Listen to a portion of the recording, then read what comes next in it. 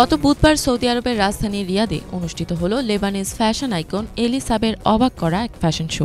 এলিসাবের ৪৫ বছর পূর্তির এই বিশেষ আয়োজনে রানওয়ের নির্দেশনা ছিলেন ফরাসি ভোগ ম্যাগাজিনের প্রাক্তন সম্পাদক ক্যারিন রোয়েটফেল্ড। আন্তর্জাতিক গণমাধ্যমে শোটি সফল এবং উদ্ভাবনী হিসেবে বেশ প্রশংসিত হয়েছে। এই ফ্যাশন শোতে অংশগ্রহণ করেছেন পপ আইকন জেনিফার লোপেজ, সঙ্গীত তারকা সেলিন ডিয়ন, অভিনেত্রী হ্যালি বেরি সহ আরও অনেক বিশ্বখ্যাত সেলিব্রিটি। এছাড়া উপস্থিত ছিলেন পশ্চিমা খ্যাতিমান মডেলরা। শোতে তারকা সংস্কৃতি ও ঐতিহ্যের একটি সংমিশ্রণ দেখা গেছে, যেখানে মধ্যপ্রাচ্যের ঐতিহাসিক গল্প আরব রজনী থেকে অনুপ্রাণিত হয়ে ডিজাইন করা পোশাকগুলো আধুনিক ফ্যাশন ট্রেন্ডের সঙ্গে মিলিয়ে প্রদর্শিত হয়।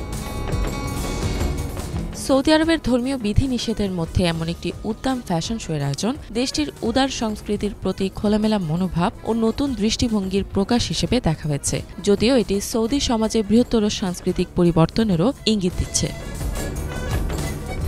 অনেকের কাছে এটি সৌদি আরবের ক্রাউন প্রিন্স মোহাম্মদ বিন সালমানের সংস্কৃতির প্রতি আধুনিক ও উদার দৃষ্টিভঙ্গির বহিঃপ্রকাশ হিসেবে দেখা হচ্ছে। তবে কারো কারো মতে ফ্যাশন এবং শিল্পের মাধ্যমে আধুনিকতা প্রবর্তনের চেষ্টায় দেশটি নিজের ঐতিহ্য ও ধর্মীয় মূল্যবোধকে হারিয়ে ফেলবে। একে অনেকে সাংস্কৃতিক ঔপনিবেশিকতার প্রতিফলন হিসেবেও দেখছেন। শোটি একদিকে যেমন সাংস্কৃতিক উদারতার প্রকাশ, তেমনি অন্যদিকে সৌদি আরবের সাংস্কৃতিক শেকড় এবং ধর্মীয় মূল্যবোধের প্রতি বিরোধিতার সৃষ্টি করার সম্ভাবনা তৈরি করেছে। ইফাত জাহান, বাংলাভিশন।